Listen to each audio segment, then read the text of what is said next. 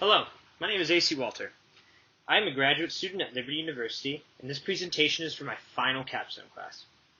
While the title of this might make you think this presentation only applies to people who find themselves in a classroom, you'd be incorrect.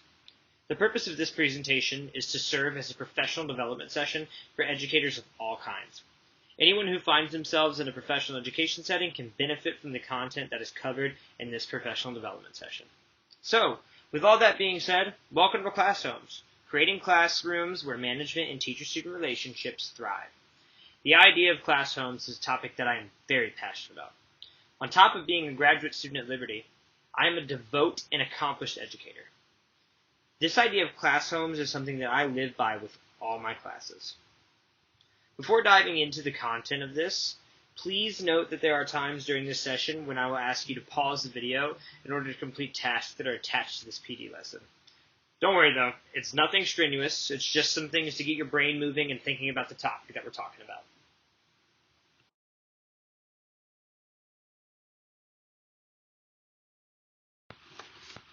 Let's begin with classroom management.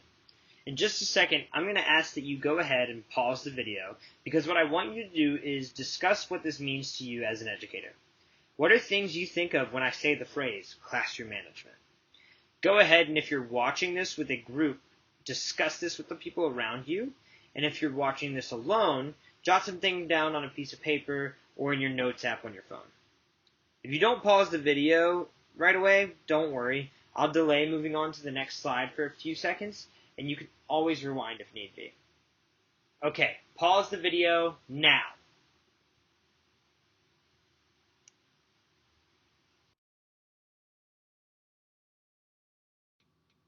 Alright, I hope you guys had some good discussion.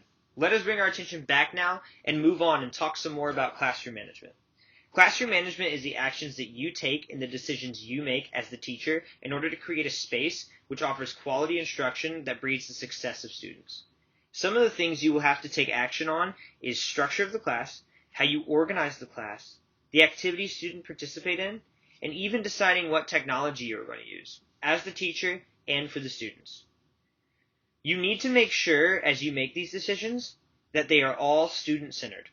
Therefore, before you commit to your decisions, think about things such as, will this support students in student learning? Does it set and communicate clear expectations for students? And does this help manage and model student behavior? So, how do we even begin to develop classroom management? When we think about classroom management, there are a lot of things that go into it. Turn your attention to the graphic here on the slide. I would like to break down each one of the aspects we see here on this graphic and discuss some of the things you should have in your brain as teachers when you begin to make decisions on how to include them in your classroom management plan. Let's start with time. How much time do you have with your students? How much time do you want students working on certain things?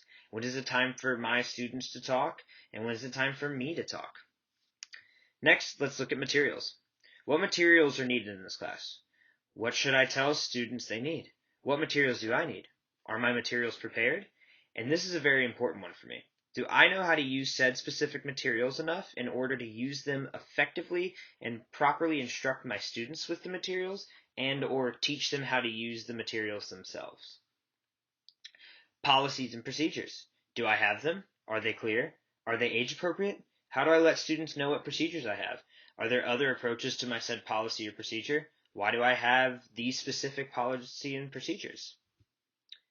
Behavior. Do students know how they should behave? What do I do if a student doesn't behave? Are my expectations of behaviors clear? Are those expectations age appropriate? How do I address good behaviors and bad behaviors? Instruction. Is my instruction relevant for students? Is it engaging for my students? Am I meeting the needs of all my students? And can I improve this for my students individually and as a group? And the last one is layout. Layout is pretty simple. Does the layout of your room allow for students to do all the things you want, expect, and need them to do? For example, if you have a policy that you don't want backpacks near desk or under seats, but you don't have a place for students to put them, then that's on you for not managing your classroom correctly, not your students. That's why, notice, at the middle of all these aspects lies classroom management. While all this may seem overwhelming to think about, and you are probably in your head right now going, how the heck do I even balance all of this? And honestly, with what I'm about to tell you, it might seem easier said than done, but effective classroom management all starts with just strong organizational skills. The University of Connecticut's Center for Excellence in Teaching and Learning shares these words on classroom management. Effective classroom management entails meticulous planning, but also a readiness to switch gears and move away from the script when necessary. It requires firm control, but also a willingness to relinquish that control to take advantage of a teachable moment. It requires leadership, but also a sense of compassion and understanding of your students. After looking at this quote, I want to bring us to this. Jesus was an individual who had great, what we will call, classroom management. I would like us to look at the account from the Bible where an adulterous woman caught in the act is brought forth to Jesus. In the book of John, chapter 8, scribes and Pharisees bring a woman who they caught in the act of adultery to Jesus, claiming, "Teacher, this woman was caught in adultery, in the very act. The law commanded us that she should be stoned." Jesus was continually bombarded by questions and said to the Pharisees, "He who is without sin among you, let him throw a stone at her first." One by one, the individuals ready to throw their stones went away. Then Jesus asked the woman, "Where are those accusers of yours? Has no one condemned you?" And the woman replied, "No one, Lord." Then Jesus said to her, "Neither do I condemn you. Go and sin no more." Let's look at the scene like it's a classroom. Jesus is the teacher. The Pharisees, scribes, and the adulterous woman are his students. Jesus hit multiple areas of what effective classroom management entails, according to the quote from the University of Connecticut. He switched gears when it was necessary. He had total control of the situation and was able to create a teachable moment out of the situation for all of his students. And he was a leader in differentiated instruction and met one of his students with compassion in order to meet the needs of that student to ensure that there was student success. This is how we as educators should look to conduct ourselves when striving to create an environment with good classroom management. So why is all this important for you to have in your classroom? First off, students who find themselves in classrooms with effective classroom management are more likely to succeed in their educational endeavors due to increased achievement and performance. Students who experience settings that provide classroom management also are more interested in school, more invested in their studies, and are more likely to participate in academic environments, inside and outside of classrooms. Look at everything that classroom management encompasses. We can clearly see that having good classroom management creates a positive environment where learning can take place. Having this positive environment creates a space that enables social, emotional, and academic learning to take place, allows students to be focused on learning content, helps develop healthy relationships between all people in the classroom, motivates students, diminishes interference and disruption of students' learning, and provides a sense of comfortability for teachers, allowing them to teach and present content clearly and effectively to their students. If you want to learn more about classroom management, I highly recommend taking a look at this book here, 100 Ideas That Work, Discipline in the Classroom by Sharon Berry. While the book is a little outdated because it was written in 1994, it offers great suggestions on how to approach classroom management. It also presents discipline strategies for teachers to implement as well. If you want to give yourself some professional development of your own after this session, I would highly recommend purchasing this book. On this slide, there are 2 QR codes that you can scan that will redirect you to where you can purchase a copy of the book if you'd like. The QR code on the left will redirect you to the book on Amazon, and the QR code on the right, because I know some people don't use Amazon, will take you to Purposeful Design Publications, which is the publisher of the book, and you can buy it directly from them. Allow me to read a few examples from the book. One example is, be organized. Have a place for everything. Stick to a schedule. Have all materials handy. Proceed smoothly from one activity to another. Keep things clean and neat as you go. And one more example that I would like to share with you guys is demonstrate leadership. Be definite, be in control, be directive. You are the teacher, and the students will look to you for guidance. They are quick to pick up on such problems as indecisiveness and disorganization. Lack of good preparation and clear directions are open invitations for problem behaviors. Now that we have discussed classroom management, let's move into the topic of healthy teacher-student relationships. Just as we did with classroom management, we're going to discuss healthy teacher-student relationships in the same way. What is a teacher-student relationship? How do we develop healthy ones? And why are they important? Simply put, teacher-student relationships are the interactions had between teacher and student inside and outside of the classroom, formal and informal.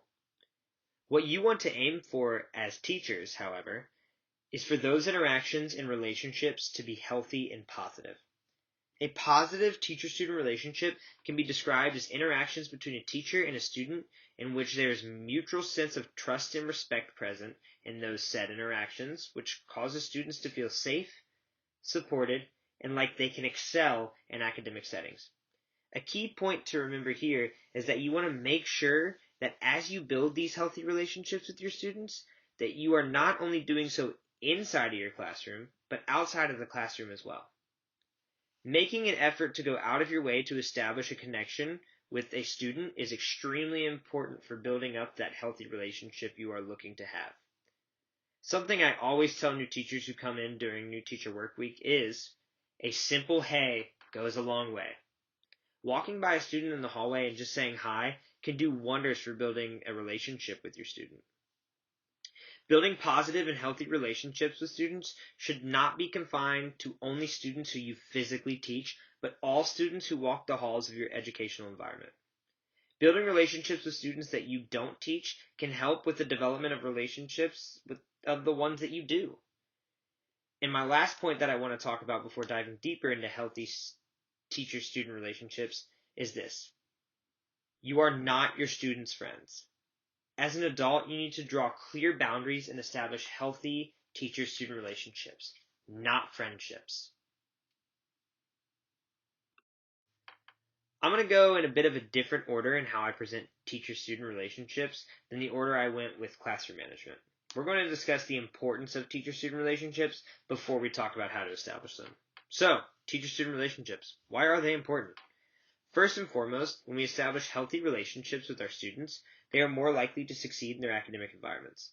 Not only do healthy teacher-student relationships show increases in the academic performance of students, but also enhance the overall social life of students due to the ability that these relationships have in helping students develop advanced social emotional skills. When students experience healthy teacher-student relationships in formal as well as in informal settings, they are less likely to be absent from school. Ernest Pascarella gives us insight to this with his student-faculty informal contact model. While this model was specifically developed based on the research of institutions of higher education, the concept of this model is applicable for all educational settings. Pascarella's model tells us that the more students have healthy interactions with teachers, the less likely they are to drop out. To put this in terms of K through 12 settings, the less likely they are to skip school. Healthy, positive teacher-student relationships also provide many short-term and long-term benefits in a student's life. A short-term goal of these relationships is that they enable classrooms to flourish into their full potential. Something that can be viewed as a short-term and a long-term effect of healthy teacher-student relationships is that they can improve the overall behavior of a student or students. This can be seen as a long-term effect because one positive teacher-student relationship that a child experiences could change that student's behavior for the entirety of their academic career, but could be a short-term effect because if other teachers don't facilitate building healthy relationships between them and their students, then the student's behavior could diminish. A long-term effect of healthy student-teacher relationships is that it builds confidence in students. The confidence that this instills in students is a confidence that they can carry with them as they continue to advance in their educational and professional lives. Another long-term effect that these relationships develop is it teaches students that learning is a lifelong occurrence and that making mistakes means that they are learning. A sense of belonging is extremely important for students to have in their educational environments. When students feel like they belong, they also experience success in their educational settings. In order for a student to feel a sense of belonging, they need to be accepted, included, and respected. When students don't feel like they belong, they can experience negative effects such as poor mental health. Healthy teacher-student relationships can improve the mental health of students and allow students to develop their own self-worth. This shows that healthy, positive teacher-student relationships help in students developing a sense of belonging. These relationships not only breed massive benefits for your students, but for you as the educator as well. Solid teacher-student relationships can help you build better communication skills and respond to situations in a more appropriate manner. Healthy teacher-student relationships also enable you to have a better relationship with your students' parents and guardians. When the guardians know that you have a good relationship with their child, working with them becomes easier. Be that scheduling conferences, phone calls, needing chaperones, you name it. If parents see you caring for their students, they become willing to do a lot for you. Now that we understand the importance of building these relationships, let's talk about how you should facilitate them with the students who populate your educational community. The best way to build healthy and positive relationships with your students is simply by showing them that you care. It takes no time at all to smile at a student as you walk by them in the hall. Or going back to what I said earlier, a simple hey goes a long way. Stand outside your class and say good morning as they arrive at school. Ask about their day. All of those simple little things make huge impacts. Take time to listen to your students and learn about them. When students present opinions to you, actually invest yourself and take time to listen to what they are saying. Students can tell when you don't actually care. Learn about their interests. Students have lives outside school just like you do. Learn about their hobbies. Ask about them. This could give you something to talk to them about and help you build a deeper relationship with them. You might even be able to find ways to incorporate students' interests into instruction and assignments, which would make students feel heard and push them to want to be involved in the content at hand. If you take the time to accommodate and differentiate instruction in order to meet the individualized learning styles of all your students, they will notice, and that really shows them that you care. While you might not necessarily think that they notice, they do. We can gain valuable insight on how to apply these practices into our teaching habits by diving into the Word of the Bible and reflecting on Jesus and his teaching techniques. A massive reason that Jesus had so much success as a teacher was because he genuinely cared about the individuals he would teach to. At the very center of everything that Christ embodied in his teachings were healthy, positive relationships based on care. Another way to build healthy relationships between you and your students is by giving them constructive, meaningful feedback. Make sure that when you are giving feedback to your students that you use words of encouragement. And when having to point out things they might be lacking in, do it in a constructive way. Overall, you want to make sure you focus on the things that your students are doing well and lift them up in that, rather than constantly making the things they have yet to fully accomplish the center of their learning. This develops a sense of trust from your students. This will allow students to take more risk and try different things in their learning because they know that you will approach them in a graceful way and approach their mistakes as an opportunity to teach them rather than scold them. Make sure that you are treating all students equally and approach them with fairness and respect. Not one single student is equal or lesser than any others in your room. It's extremely important that you refrain from picking favorites. All students need to be met with the same you every time in every situation. Of course, there are students with 504s or individualized education plans that you will have to differentiate certain aspects of your approach for, but for the most part, treat students 100% the same 100% of the time. Also, be sure that you are following your own rules that you expect students to follow. For example, if you tell students no food during class, then you as the teacher should not be eating food during class. If you do, it sets a bad example and also builds resentment from students because to them, something like that is not fair. Although you don't directly say this, the impression that students get from this is that you think you are above them. As we learned earlier in this session, classroom management enables us to have an environment that is structured, calm, and organized, which in turn allows for students to excel in their learning and feel comfortable. Therefore, When you have an environment like this for students to be in, they appreciate you for it, and in return, it helps the relationship between you and them. Students appreciate structure. Let's check in with each other and recap what we have discussed so far. So, the first thing we talked about was classroom management. We talked about what it is, how to establish it, and why it's important. I also provided you with a book recommendation that would give you great ideas that you can implement into your own classroom management strategy. That moved us into the topic of healthy/positive teacher-student relationships. We talked about this in the same way of classroom management, kinda, but we flipped the order in how we talked about it. So with this, we talked about what they are, why they are important, and then how to build them.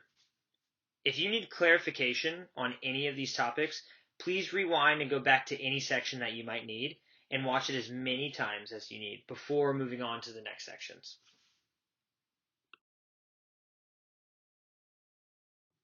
Okay, here's another moment in the session where I'm going to ask you to take a pause and talk with the other individuals in the room with you.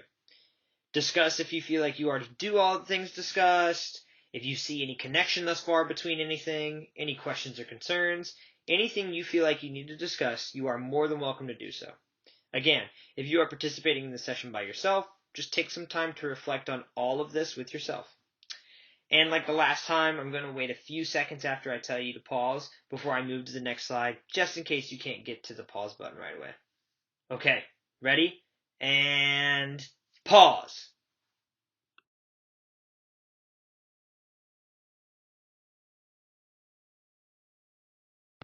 Alright, this is for my math teachers in the session. I'm sure you'll catch on to this quick. At this point in the session, I hope that we see and understand that classroom management and healthy, positive teacher-student relationships go hand in hand. For those of you who might not know what the commutative property is, don't worry, I had to look it up too. It tells us that if A equals B, then that means B equals A. That statement is true with classroom management and healthy, positive teacher-student relationships as well. Therefore, we see that when we have classroom management, that means we have healthy and positive teacher-student relationships, and vice versa. When we have healthy and positive teacher-student relationships, that means we have classroom management. I want to hear about some of the teachers that you have had in your life that might have popped up in your mind as we were going through this session. Maybe as we talked about teacher-student relationships, you had a, oh, whoa, Mr. or Mrs. So-and-so did stuff like that. I provided a QR code as well as a link on this slide. They both will get you to the same place. Just use whichever you prefer or is easiest for you. Whatever method you use, these will take you to a Google Doc. In this Google Doc, I want you to share the names of the teachers that you maybe have thought about so far during this presentation. You may write a little blurb about them if you want as well. Once you get there, you will see that I have already started the document and shared a few educators from my life who I feel like demonstrate some of the topics we have discussed so far. If you do choose to write a little something to go along with the teachers you share, by no means does it need to be formal writing. It can be very informal.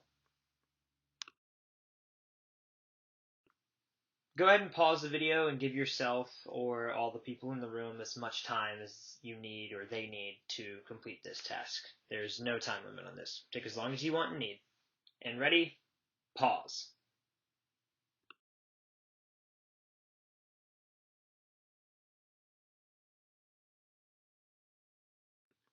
Now what I want us to do is I want us to go around and share. I'm sure you guys probably saw some of the submissions and answers that people typed into the document, but I want us to go around and share and talk about why maybe we put those certain teachers in this list for us. If you're by yourself and you're taking this session alone at home or in your office right now, just go ahead and read some of the submissions on the Google Doc and reflect on them. I'll go ahead and I'll start with some of my sharing. So one of the teachers that I shared is Miss Rupert. Before I go into detail, let me preface by saying this. I struggled in school. Miss Rupert was amazing. She was my 4th grade teacher, and she invested so much time and energy into me. She was the teacher who pushed and advocated for me to my mom, school specialist, and other teachers that I needed to be tested for ADHD and dyslexia. Come to find out, I have both. Through everything, she never told me things I couldn't do, only things I could.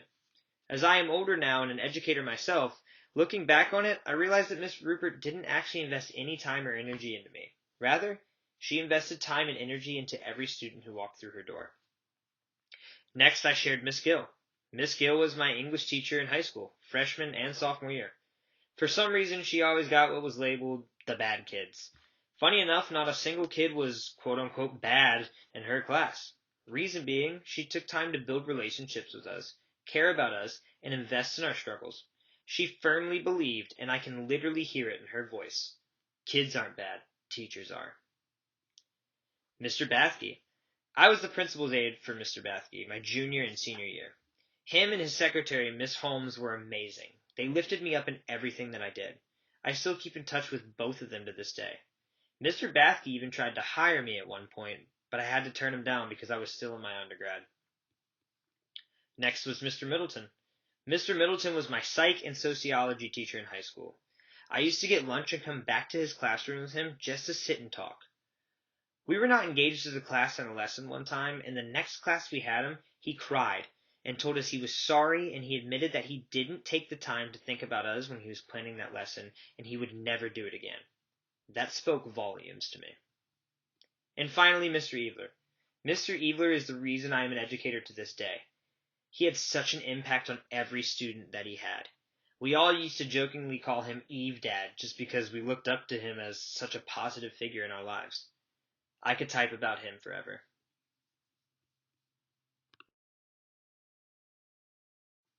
So, with all that being said, now that I've shared, please take some time to go share around with other people. And like I said, if you're by yourself, please read the document. Take as much time as you need. So we're going to go ahead and pause the video. And again, please take as much time as you need. Ready? And pause.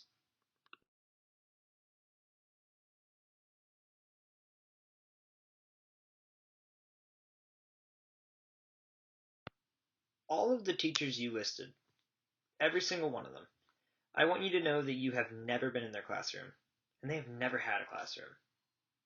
They had something so much more than that. They had what I like to call a class home.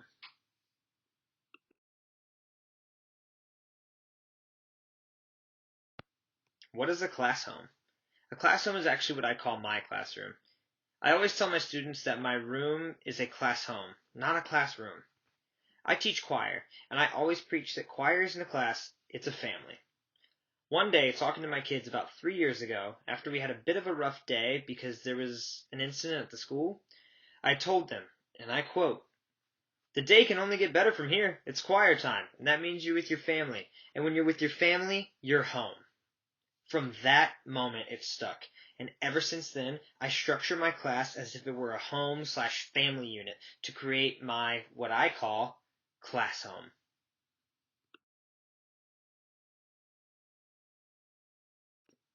Okay, so it's time to interact with one another again. I want you to think, pair, and share.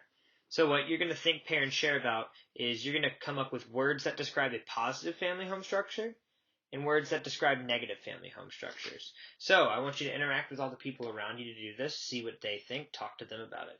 If you are doing this alone, I would make 2 categories on a piece of paper, and I want you to make kind of a T-chart with positive words and negative words, and fill those out. Take as much time as you need or you think is necessary with this. And of course, I'll wait a little bit before moving on to the next slide so you can pause. Ready? And pause.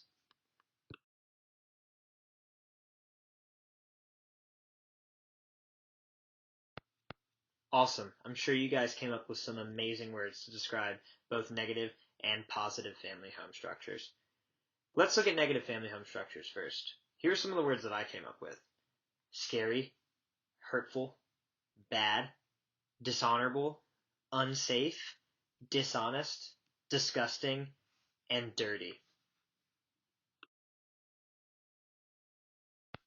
And here are the words that I came up with for positive family home structures.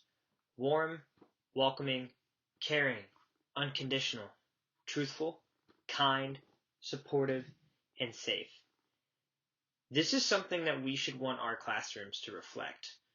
We should want our classrooms to be warm for students, welcoming for students. We should want students to feel like they're cared for in our classrooms.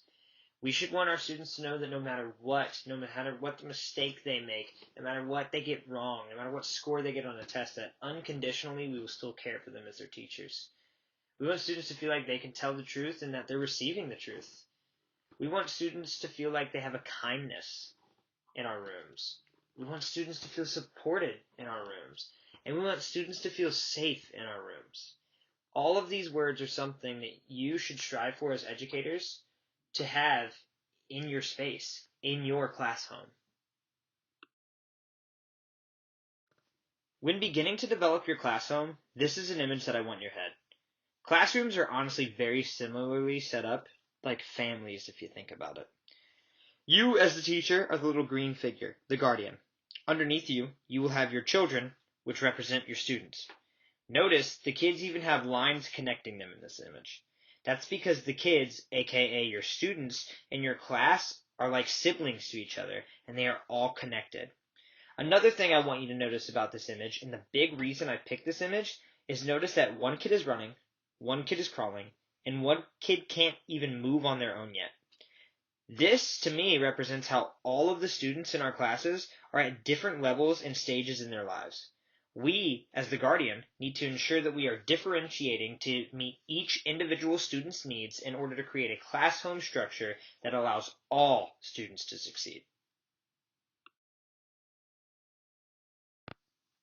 So how do you build a class home?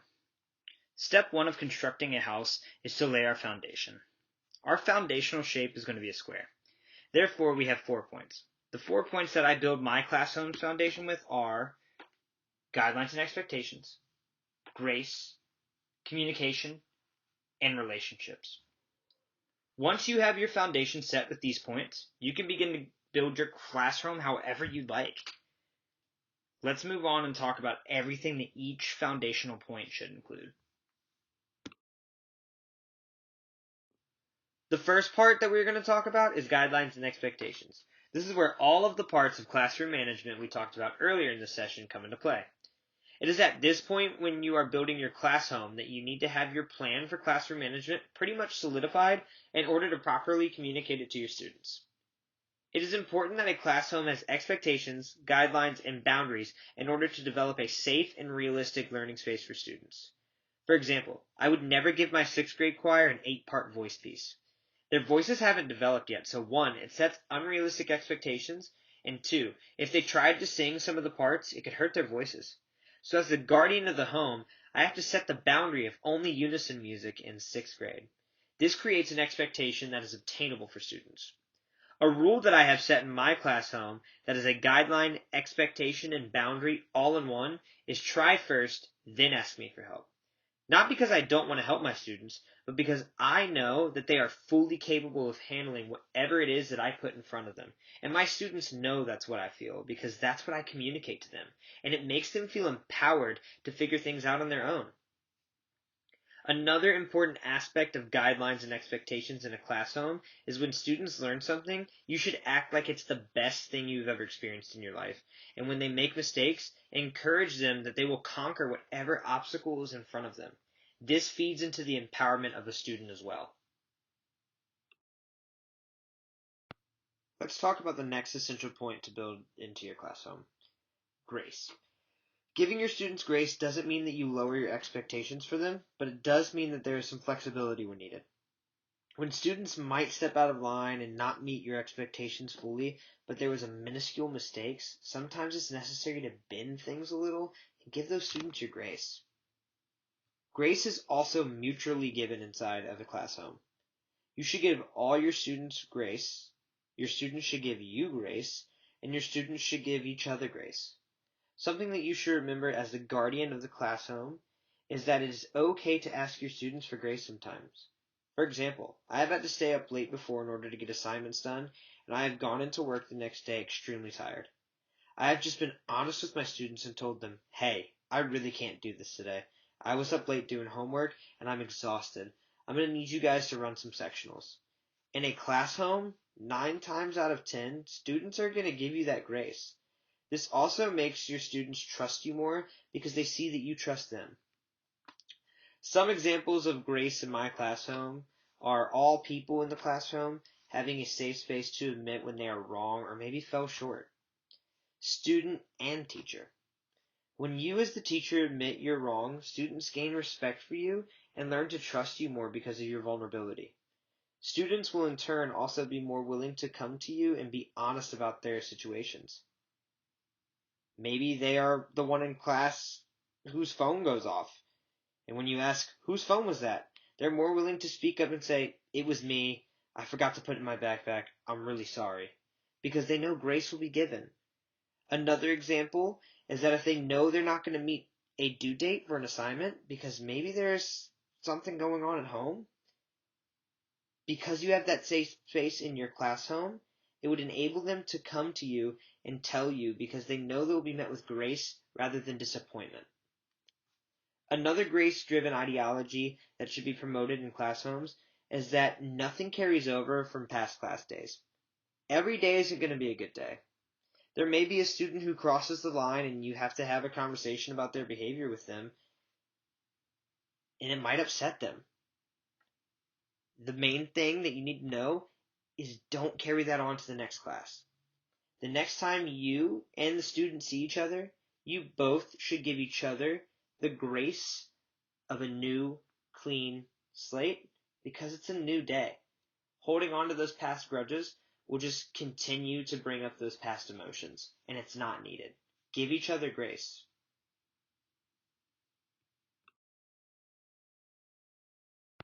The next thing that we need in order to have a class home is communication. Communication is vital for the establishment of class homes. Now, when I'm talking about communication, I don't just mean in the sense of email or phone calls home. That is extremely important part of communication in a class home. But I also mean the sense of being able to communicate feelings and concerns with one another inside of the class home. The group of students that I have in my class home are very diverse. My class home consists of students with a variety of different religious, cultural, political, racial, and socioeconomic backgrounds. Therefore, we are not always going to agree with one another, but it's important as a family and a class home that we are able to discuss and communicate with one another to move past those differences. When we have a class home with healthy communication, however, it allows us, as the family we are, to embrace differences of all the members in our class home rather than let it pull us apart. It is important that it is understood in your class home that communication is more than just the words you say. The tone of your voice, your body language, and the expressions on your face are just as important as the words you speak. Another idea that is important to instill in the students when it comes to communication for your class home is to be slow to speak and fast to listen. This motto that I have in my class home pushes students to listen to what their classmates around them are communicating to them before they speak, and to listen to themselves and what they are thinking before they speak it. This creates great communication between everyone in the class home. Communication is important because if we are looking at our class like a family home structure, well, families have good communication.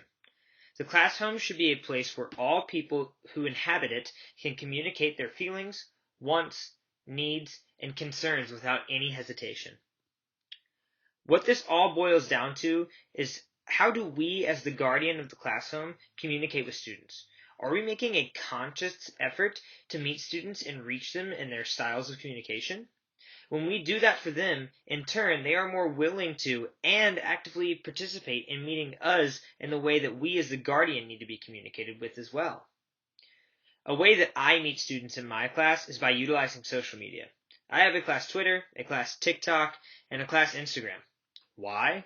Because students are already active and engaged on those platforms, and when I utilize those to post an announcement or a homework reminder, students are more willing to engage with and see the information I'm trying to communicate with them.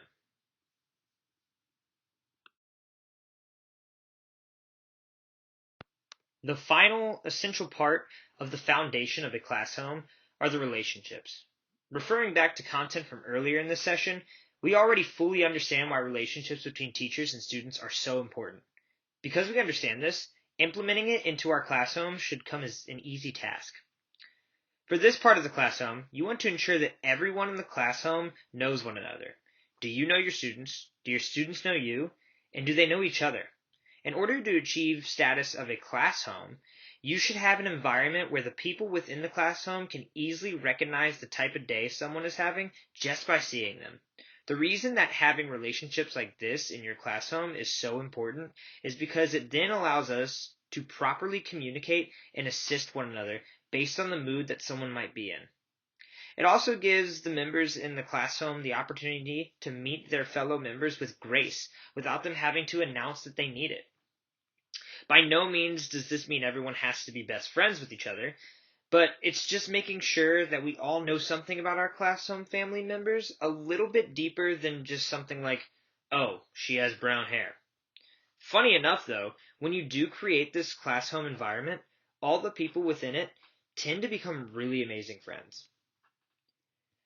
Some really simple things that I do in my class home that help with the facilitation of relationships are at the start of the year, I make everyone draw a name tag and draw pictures on it that represent them. Then they come up to the front of the class, they say their name, and explain why they drew the pictures they did on their name tag. It teaches me and all the students their name and things about them that could be interesting or a mutual interest, and a friendship can be sparked from this. I also record the students while they do this so I can watch it back and ensure that I know their names and learn about my students. Learning a student's name means the world to them and lets them know that you care. Another thing that I do in my class home is daily questions. We start class every day with daily this or that questions. Everyone picks a side, and then I let them hash it out on why they are right, and the other side is wrong. For example, it could be beach or mountains. While students in the class home might just view this as a fun little thing we do every day, they are actually learning a lot about each other when they are participating in this activity.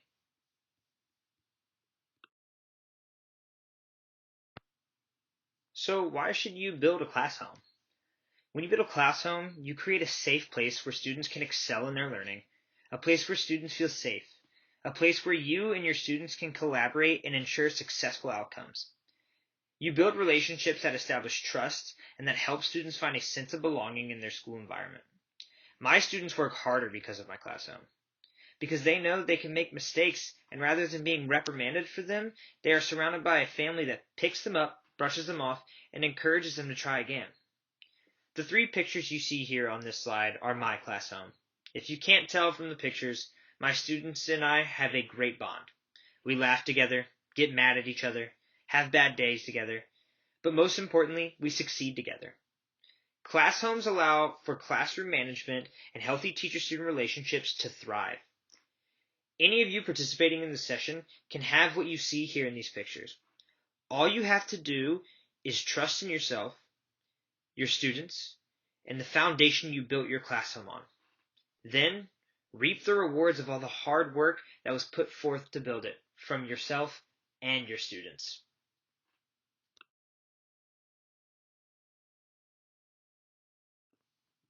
There are a lot of situations that are going on in education that the topics covered in this session could alleviate. Something major that we are seeing is the number of teachers exiting the profession.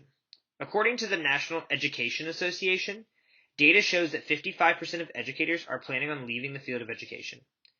A lot of educators are saying that they want to leave because they are just burnt out dealing with students and not being supported. If more teachers implemented classroom management strategies, pushed to build healthy teacher-student relationships, and built class homes, then a lot of the pressures and strain that they are experiencing would most likely dissipate and allow them to continue loving what they do as teachers. There are a lot of students who struggle with an array of different mental health issues, ADHD, dyslexia, or other learning disabilities. Having good classroom management, healthy teacher-student relationships, and building a class home allow for teachers to alleviate these things due to the fact that when all of these things are established, it allows for educators to differentiate at the blink of an eye. I also want to look at some data that is difficult to fathom. The second leading cause of death in students in the age range 12 to 24 is suicide. As discussed earlier in the session, healthy teacher-student relationships and a student being in a class home can help students develop a sense of belonging. This sense of belonging, the healthy relationship they have with you, and the family structure that they receive from a class home could be the difference for these individuals. The number of students going to college after high school has massively dropped as well. Since 2011, college enrollment has dropped 13.5%.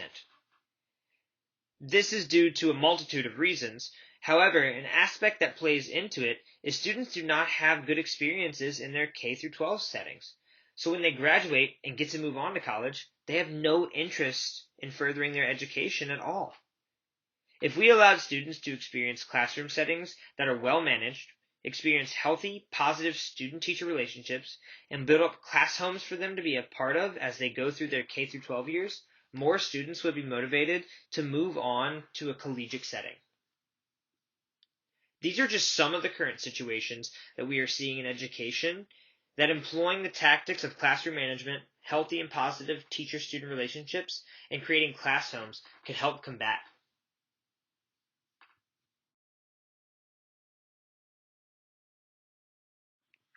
To conclude, the content that was discussed in this PD was classroom management. We learned how and why creating an environment that is well managed makes it easy for teachers to effectively educate their students. A well-organized, properly managed classroom allows for students to experience an educational experience that sets the bar high and allows them to reach it. We learned about healthy teacher-student relationships. We discussed how to develop them and why we should develop them. After discussing healthy teacher-student relationships in detail, we can understand that both we as educators and our students benefit from establishing these relationships. These relationships are extremely important for establishing a student's sense of self-worth and belonging, and in turn, they enjoy school and their achievement increases. This helped us conclude that wherever we have classroom management, we have healthy teacher-student relationships, and vice versa. This brought us to the topic of class homes. When we have both classroom management and healthy teacher-student relationships, we are also able to easily build a class home for our students. We discussed the four main parts of what builds class homes, and we went into detail about all of the aspects. When we turn our classroom into a class home, it creates an environment where students flourish academically, socially, and mentally. The class home is an environment where all people in the class are on the same page and they all work together to accomplish a common goal. We also looked at current issues that are going on in the field of education, in which the topics covered in this session, when applied, could probably counteract them. Also, please remember, what works for me might not work for you in your class home. So please take this information and manipulate it however you see fit in order to construct a class home that is perfect for you and your students.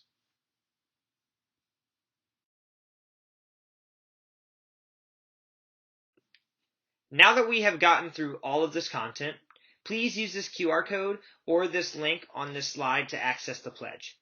By filling this form out, you are pledging that you are going to take the information from this PD session and use it in order to create an environment for your students that's safe, welcoming, and encouraging.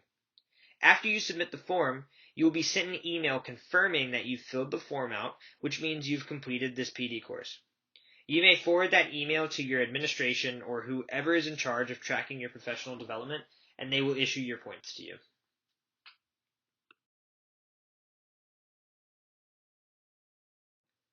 After you complete this course, please take this survey to provide feedback so that I can improve the facilitation of future developed PD sessions.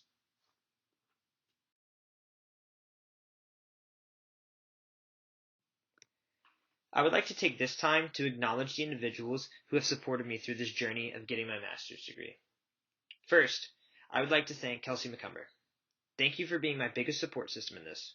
Without you, it would have not been possible for me to put as big as a focus on my education as I did.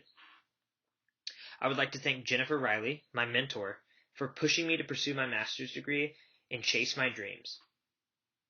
I would like to thank Dr. Goodwin. Thank you for being willing to always answer my questions and create a class home of your own, even in an online setting. I would like to thank the Frula family for their support through this season of my life.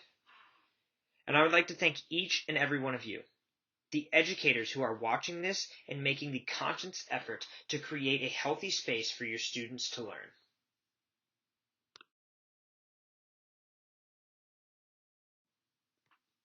have any questions or just want to chat about the content that was presented in this, please don't hesitate to reach out. Here's my work, school, and personal email. I would love to sit down and chat and maybe bounce some ideas off one another.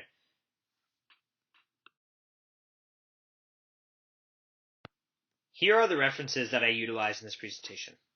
All of the slides in the presentation in which I utilize these references have a footnote that share each specific reference that I use for the content of that specific slide. So, if you have questions or want to look more into something, I highly encourage you to dive into these references.